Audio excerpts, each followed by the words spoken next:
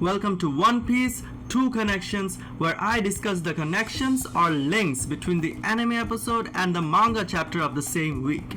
This week we had episode number 1055 in the anime and chapter number 1079 in the manga. While there are some connections between these two things, episode 1055 and 1079, I would like to discuss this week's manga chapter with the previous week's anime episode, as that also makes sense if you think about it. For those who watch the anime and read the manga both, they will have the anime scenes of the previous week somewhat fresh in their mind, and so they can relate more when a similar storyline is parallel in the next week's manga chapter. Or say if a particular character is highlighted both in the anime episode of the last week with the manga chapter of this week. So we are comparing episode number 1054 with chapter number 1079, and there were a bunch of connections, the most important of which was Kid and Killer. This time, rather than a direct parallel, it was actually an inversion. So when I talk about inversions in One Piece, I mean inversions or connections like Alabasta and Dressrosa, where Crocodile wanted to take over the kingdom, though Flamingo actually was successful in doing so. So what was the inversion in this time?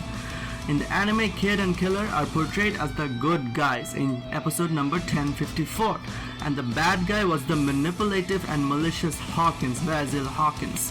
However, in chapter 1079, it is Kid who is portrayed as a ruthless and chaotic evil guy, with the good guy being Shanks, who only attacks to maintain peace.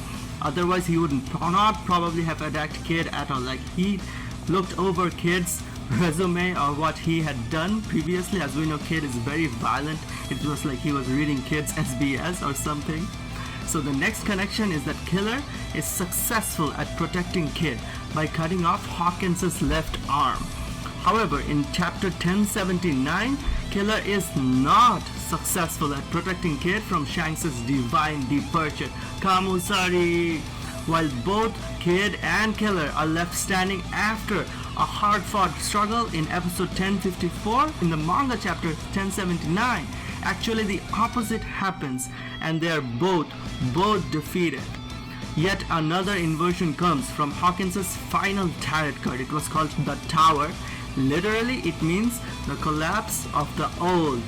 It has a hidden meaning which says, quote-unquote, a new path. This meant that a new path would presumably soon be created by the collapse of the Yonko, Kaido, and Big Mom at the hands of the new generation. However, in an inversion in chapter 1079, Shanks did not quote-unquote collapse. Rather, it was one part of the new generation as represented by the Kid Pirates, the supernova, that collapsed. It was not the collapse of the new, collapse of the old, and the new path by the new generation, but rather the collapse of one part of the new generation for one part of the old generation, if you can think like that.